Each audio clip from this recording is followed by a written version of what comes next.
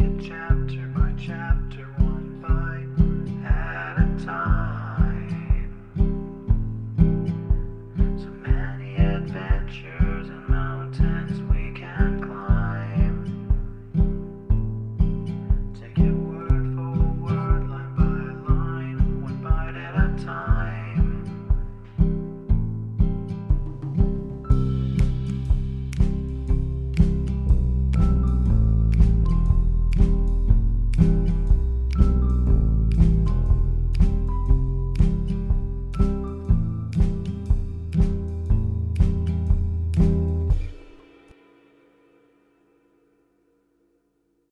Welcome to Bite at a Time Books, where we read you your favorite classics one bite at a time.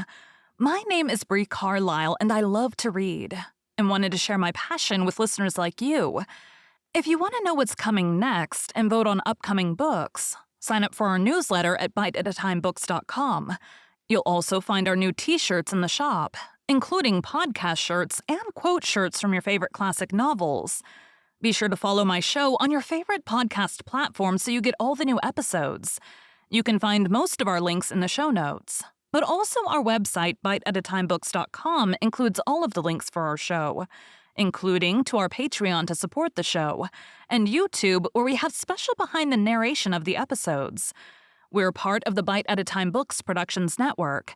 If you'd also like to hear what inspired your favorite classic authors to write their novels, and what was going on in the world at the time, check out the Bite at a Time Books Behind the Story podcast, wherever you listen to podcasts. Please note, while we try to keep the text as close to the original as possible, some words have been changed to honor the marginalized communities who've identified the words as harmful, and to stay in alignment with Bite at a Time Books' brand values. Today we'll be continuing Les Miserables by Victor Hugo. Book 8, A Counterblow. Chapter 1. In what mirror Monsieur Madeleine contemplates his hair. The day had begun to dawn.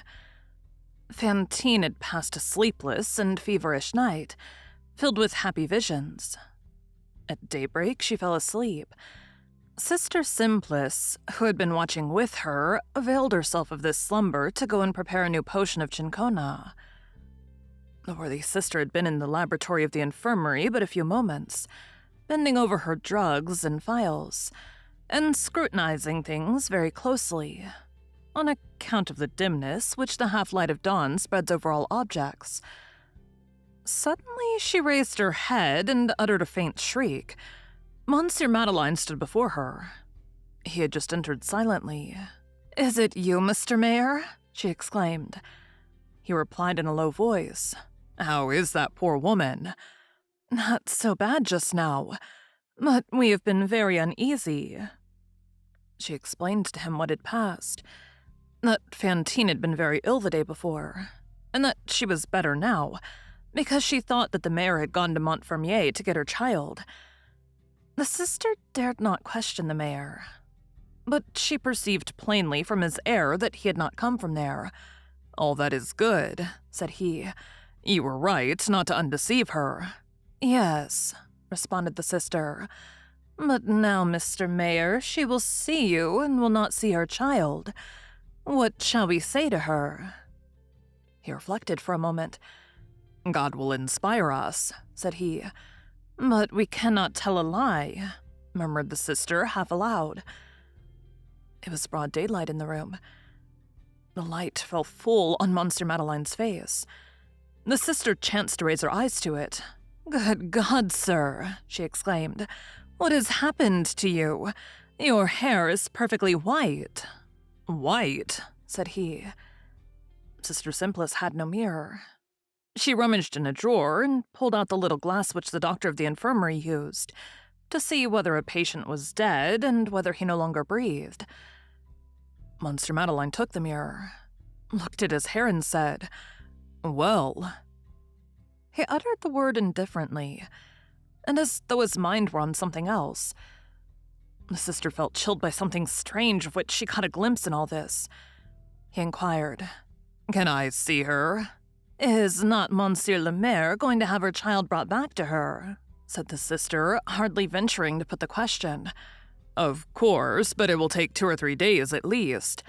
If she were not to see Monsieur le Maire until that time, went on the sister timidly, she would not know that Monsieur le Maire had returned, and it would be easy to inspire her with patience. And when the child arrived, she would naturally think Monsieur le Maire had just come with the child. We should not have to enact a lie. Monsieur Madeleine seemed to reflect for a few moments. Then he said with his calm gravity, "No, sister, I must see her. I may, perhaps, be in haste." The nun did not appear to notice this word, perhaps, which communicated an obscure and singular sense to the words of the mayor's speech.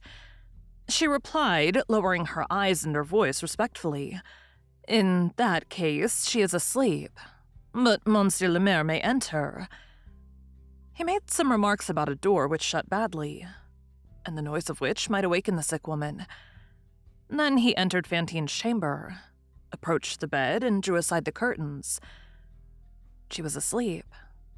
Her breath issued from her breast with that tragic sound, which is peculiar to those maladies, and which breaks the hearts of mothers when they are watching through the night beside their sleeping child who's condemned to death. But this painful respiration hardly troubled a sort of ineffable serenity which overspread her countenance, and which transfigured her in her sleep. Her pallor had become whiteness. Her cheeks were crimson. Her long golden lashes, the only beauty of her youth, and her virginity, which remained to her, palpitated, though they remained closed and drooping. Her whole person was trembling with an indescribable unfolding of wings, all ready to open wide and bear her away, which could be felt as they rustled, though they could not be seen. To see her thus, one would never have dreamed that she was an invalid, whose life was almost despaired of. She resembled rather something on the point of soaring away than something on the point of dying. The branch trembles when a hand approaches it to pluck a flower, and seems to both withdraw and to offer itself at one and the same time. The human body has something of this tremor when the instant arrives, in which the mysterious fingers of death are about to pluck the soul. Monsieur Madeleine remained for some time motionless beside that bed, gazing in turn upon the sick woman and the crucifix, as he had done 2 months before, on the day when he had come for the first time to see her in that asylum. They were both still there in the same attitude, she sleeping, he praying. Only now, after the lapse of 2 months, her hair was gray and his was white. The sister had not entered with him. He stood beside the bed with his fingers on his lips, as though there were someone in the chamber whom he must enjoin to silence. She opened her eyes, saw him, and said quietly with a smile, "And Cosette?" Thank you for joining Bite at a Time Books today, while we read a bite of one of your favorite classics. Again, my name is Bree Carlile, and I hope you come back tomorrow for the next bite of Les Miserables. Don't forget to sign up for our newsletter at biteatatimebooks.com and check out the shop. You can check out the show notes or our website, biteatatimebooks.com, for the rest of the links for our show.